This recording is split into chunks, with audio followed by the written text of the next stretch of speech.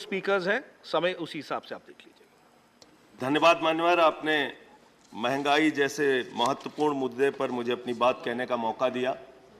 जिस महंगाई से पूरा देश कराह रहा है, मैं चंद लाइनों से अपनी बात शुरू करूंगा कि वो जिनके हाथ में हर वक्त छाले रहते हैं, वो जिनके हाथ में हर वक्त छाले रहते हैं, आबाद उन्हीं के दम पे महल वाले रहते हैं। ये देश जिनके हाथ में छाले हैं मान्यवर, उन्हीं के दम पर है, उन्हीं के दम पर है। लेकिन ये सरकार किसके लिए काम कर रही है? नौजवान कहता है नौकरी दे दो, सरकार कहती है पैसा नहीं है, अग्निवीर लेके 4 साल की नौकरी करो। भारत की सेना कहती है पैसा दे दो, सरकार कहती है तुम्हारे बजट का 63,000 करोड़ रुपए कम करेंगे। माताएं बहनें कहती हैं गैस का सिलेंडर बढ़ गया, बच्चे के दूध का दाम बढ़ गया, आटा दाल चावल महंगा हो गया, उसको कम कर दो, सरकार कहती है पैसा नहीं है। किसान कहता है फसल का दाम दे दो, फसल का दाम दे दो, सरकार कहती है पैसा नहीं है। अरे बुजुर्ग कहते हैं हमारी रेल की तीर्थ यात्रा, उसकी रियायत क्यों कम कर दी, सरकार कहती है हमारे पास पैसा नहीं है। देश के लोग कहते हैं शिक्षा का बजट तो बढ़ा दो, सरकार कहती है 2% से ज्यादा बजट नहीं है। अरे स्वास्थ्य का बजट तो ठीक कर दो, मोदी जी, सरकार कहती है पैसा नहीं है। मानवर ये पैसा गया कहां, किसके पास गया ये पैसा? अरे ये पैसा गया नरेंद्र मोदी जी के मित्रों के पास गया, मित्रों के पास गया। मैं आपको बताता हूं मान्यवर कहां कहां गया। 20,000 करोड़ रुपए लेके नीरव मोदी मेहुल चौकसी भाग गया, 10,000 करोड़ रुपए लेके विजय माल्या भाग गया, 3,000 करोड़ रुपए लेके ललित मोदी भाग गया, 6,000 करोड़ लेके नितिन संदेशरा भाग गया। और ये मेरी जानकारी नहीं है, ये मेरी जानकारी नहीं मान्यवर, इस सरकार ने बताया पूंजीपतियों का 11 लाख करोड़ रुपए माफ किया। 11 लाख करोड़ रुपए आप जीरो लगाते लगाते थक जाएंगे मान्यवर, इतना पैसा इन्होंने पूंजीपतियों को माफ किया। और इस सरकार को एक सनक है, इस सरकार को एक सनक है, मोदी सरकार को एक सनक है, उसको ये सनक है हमको अपने मित्र को अमीर बनाना है, हमको अपने मित्र को अमीर बनाना है, हमको अपने मित्र को दुनिया का सबसे बड़ा अमीर बनाना है। और मालूम है मान्यवर उसको कितना कर्जा दिया इस सरकार ने? 2.5 लाख करोड़ रुपए, 2.5 लाख करोड़ रुपए मान्यवर, 2.5 लाख करोड़ रुपए। जीरो लगाते लगाते थक जाएंगे।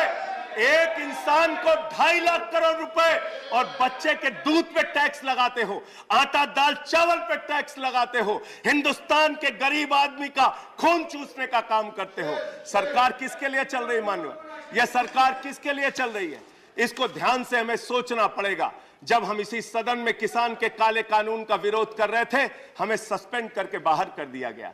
1 साल के बाद ये सरकार कहती है अब हमें होश आ गया, हमारी तपस्या में कमी रह गई, हम काला कानून वापस ले रहे हैं। क्यों भाई? 1 साल पहले कानून वापस ले लेते तो 750 किसानों को शहीद नहीं होना पड़ता। आज एक छोटी सी बच्ची, 6 साल की बच्ची ने प्रधानमंत्री को चिट्ठी लिखा है मान्यवर, उसने लिखा है मम्मी से जब पेंसिल मांगती हूं तो मम्मी मुझे मारती है, मम्मी जब पेंसिल मांगती हूं तो मम्मी मुझे मारती है। वो कीर्ति दुबे पूछ रही है मान्यवर मोदी जी कहां है, मोदी जी कहां है? मैं उस कीर्ति दुबे को बताना चाहता हूं मोदी जी की पूरी सरकार झारखंड में विधायकों की मंडी में व्यस्त है, विधायकों की मंडी में व्यस्त है, विधायक के खरीदने में लगे मान्यवर, विधायक खरीदने में लगे।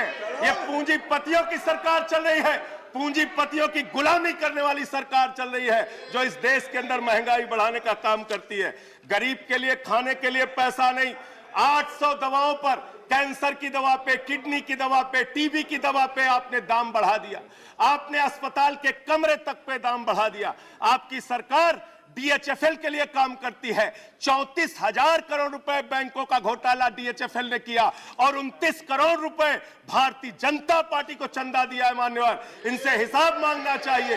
क्यों नहीं जाती ईडी इनके पास, क्यों नहीं जाती सीबीआई इनके पास? इनसे सवाल पूछना चाहिए मान्यवर। मैं सिर्फ इतना कहना चाहता हूं, आप खाने के लिए आपके पास, सरकार के पास पैसा नहीं, उस पर तो टैक्स बढ़ा देते हो, लेकिन गुजरात के अंदर जहरीली शराब पिलाते हो लोगों को, जहरीली शराब 75 लोग जहरीली शराब पी के गुजरात के अंदर मर गए। मान्यवर 75 लोगों की जान चली गई। दिल्ली के मुख्यमंत्री केजरीवाल जाते हैं देखने, गुजरात का मुख्यमंत्री उन लोगों से मिलने नहीं जाता।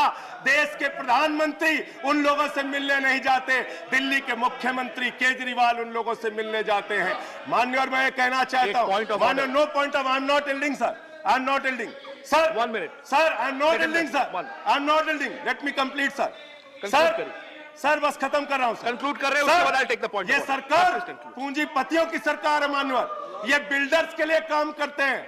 मैं आपको बता रहा हूं, गुजरात में मान्यवर, गुजरात के अंदर, गुजरात में नवासारी एक जगह है, गुजरात में सीआर पार्टी के जहां के सांसद, नहीं sir, I am not yielding, इसी चेयर से कहा गया जब बोलते रहो तो किसी को पॉइंट ऑफ ऑर्डर नहीं देंगे। No no sir, no, I am not yielding, बात खत्म कर रहा हूं, मेरा लास्ट पॉइंट सर, ये सरकार पूंजीपतियों के लिए काम करती है। सरकार एक बिल्डर गुजरात के अंदर सीआर पाटिल के इलाके में, उसके लिए रास्ता बनाने के लिए राधा कृष्ण का मंदिर गिरा दिया इन्होंने, point of order, Radha Krishna का मंदिर गिरा दिया।